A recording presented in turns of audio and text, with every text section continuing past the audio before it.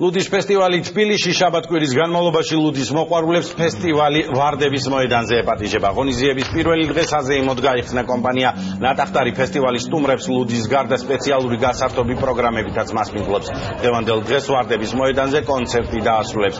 ლუდის დღესასწაული დედაქალაქში წელს მესამედ იმართება. ძალიან კმაყოფილი ვარ დღევანდელი დღის და ხვალ ტარდება ლუდის ფესტივალი.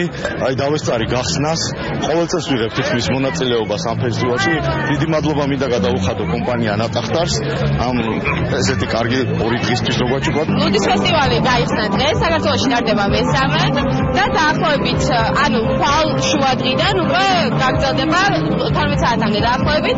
70 მომსახურე პერსონალი გოგონა, ქართველი გოგონა მომსახურება და დაბაჯებს ყველა მომხმარებელს ნატახტარის უკანონო სულზე. ლუდის მესამე ფესტივალი გახსნილი არის. იწყება უკვე ბენდების გამოსვლები, დაიწყება რაღაც გათამაშებებით.